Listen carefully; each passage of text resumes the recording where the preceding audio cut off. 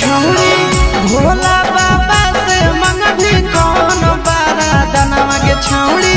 भोला बाबा से मंगभी कौन बारा दनवा छौड़ा भोला बाबा से मंगबै डीजे बजावे वाला सजनवा छौड़ा भोला बाबा से मंगबै डीजे बजावे वाला सजनवा छौड़ी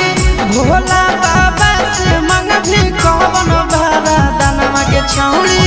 भोला बाबा से मंगभी कौन बारा दनवा छौड़ा भोला बाबा से मंगबै डीजे बजावे वाला सजनवा छौड़ा भोला बाबा से मंगबै डीजे बजावे वाला सजनवा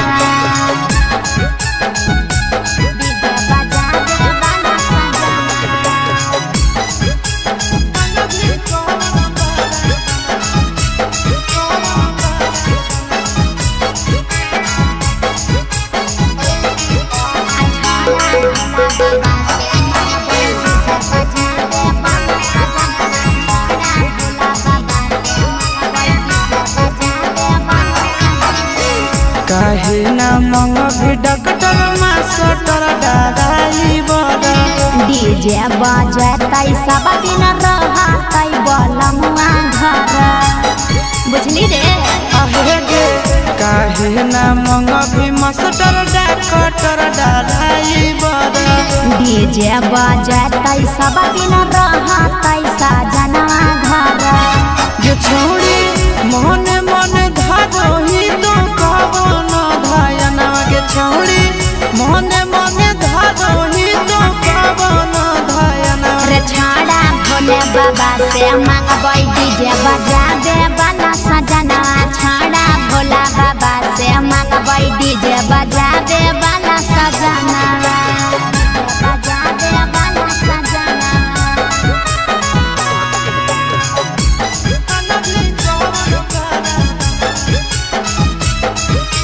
डीजे बजावे वाला सजनवा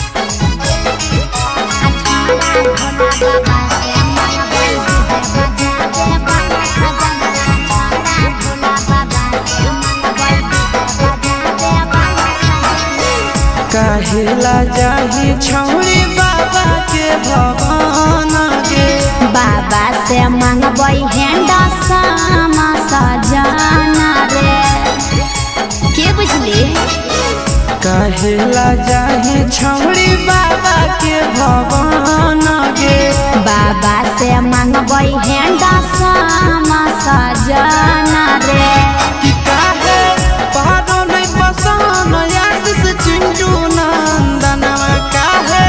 पारो नहीं पसन आशीष चिंटू नंदनवा छौड़ा भोले बाबा से मंगबै डीजे बजावे वाला सजनवा छौड़ा भोला बाबा से मंगबै डीजे बजावे वाला सजनवा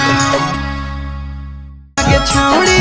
भोला बाबा से मंगभी कौन बारा दनवा छौड़ा भोला बाबा से मंगबै डीजे बजावे वाला सजनवा छौड़ा भोला बाबा से मंगबै डीजे